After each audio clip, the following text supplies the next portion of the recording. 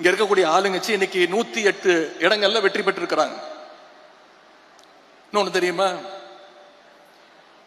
இந்த 108 தொகுதிகள்ல சில தொகுதிகளை தவிர கிட்டத்தட்ட ஒரு 106 தொகுதிகள்ல ஓட்டு போட்ட மக்களுக்கு யாரு சட்டமன்ற உறுப்பினர்னு தெரியாது.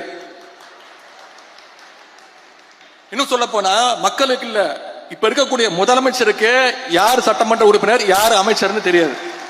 சவால் வர்றேன். ஒரு 4 நாட்களுக்கு முன்பு தொலைக்காட்சிகள் செய்தி நீங்க எல்லாம் பார்த்திருப்பீங்க. திருவள்ளூர் மாவட்டத்தில் நைட்டு ஃபுல்லா கரண்ட் இல்ல. பொதுமக்கள் அத்தனை பேரும் தெருவுக்கு வந்து போராட்டத்தில் இறங்கிட்டாங்க. நிருபர்கள் போய் கேட்கறாங்க அவங்க கிட்ட, ஏன் வந்து இப்போ சாலை மறியல் பண்றீங்க, சட்டமன்ற உறுப்பினர் போய் பார்த்து கோரிக்கை வைக்க வேண்டியதானு.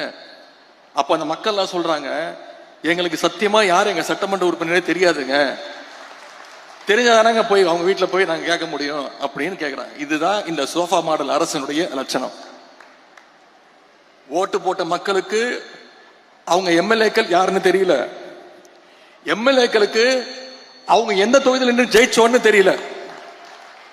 நேற்று ஒரு அமைச்சர் போய் நன்றி சொல்றாரு.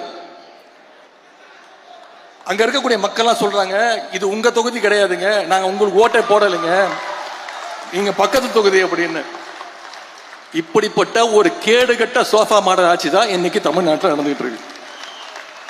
இதெல்லாம் நான் சொல்லல, உண்மையாவே நடந்தது. தொலைக்காட்சிகளை நீங்க பார்த்திருப்பீங்க. அதுல இப்ப அவங்க வேட்பாளராக அறிவிச்சதெல்லாம் யாரு தெரியுமா, ஜெயிச்சவங்க எல்லாம் யாரு தெரியுமா, இப்ப அமைச்சர் இருக்கிறதா யாரு தெரியுமா,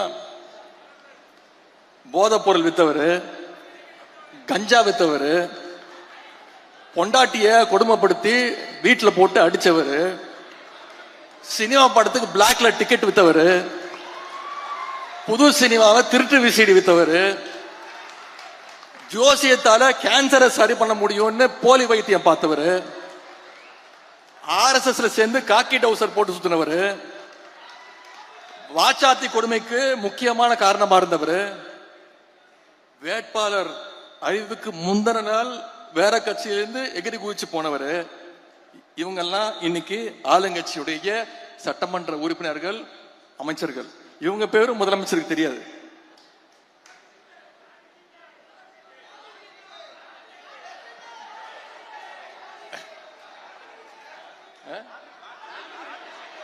அது வேற இருக்கா, லாட்டரி டிக்கெட் வித்தவர.